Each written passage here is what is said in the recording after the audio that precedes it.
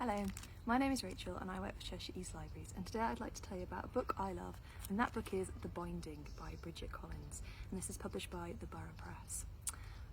I read this book last summer and I absolutely loved it. It's dark, it's mysterious, it's intense and utterly spellbinding.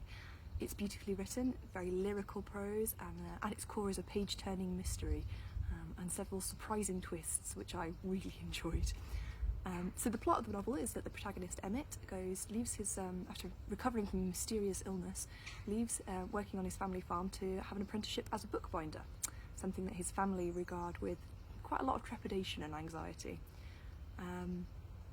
I've always been fascinated by bookbinding as a craft in itself. It's always seemed quite magical to me anyway, but in this particular novel it's significantly more magical. Books bind more than just paper and ink.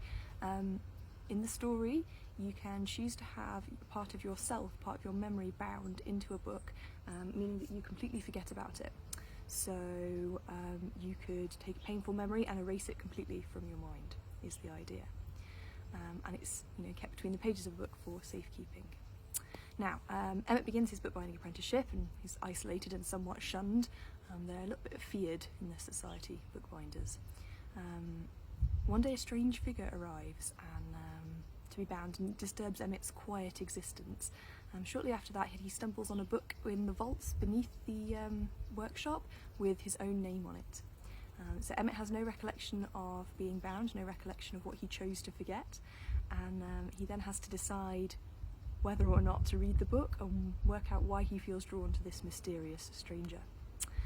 Superficially, the idea of having the luxury to choose to forget something unpleasant seems a rather charming idea, to forget, for example, your first memory of snow so that you could relive the experience, or to forget something painful or grieve or anything. And I remember the good thing seems fairly nice. The book quite quickly delves into the potentially problematic side effects of such a system.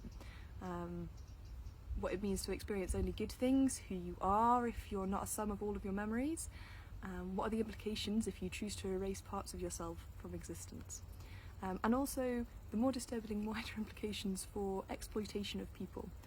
So there are collectors of books, which is a little bit of a risque thing to do, and a black market trade in people paying others for particularly hedonistic or thrilling memories for them to read, which is a bit of a taboo in this society.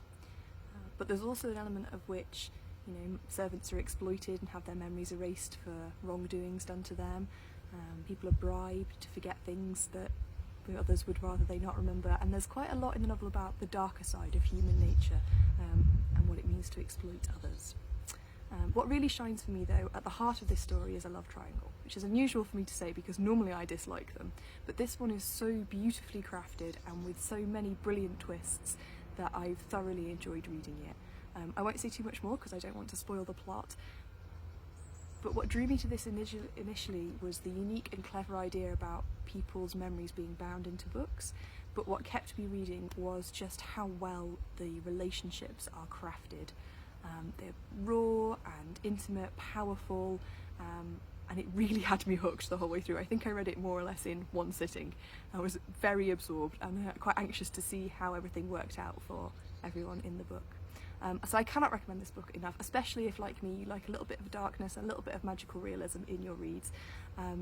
This is Bridget Collins' first book for adults, although she's written several for young adults, and she has another due out in November, The Betrayals, which I'm really looking forward to.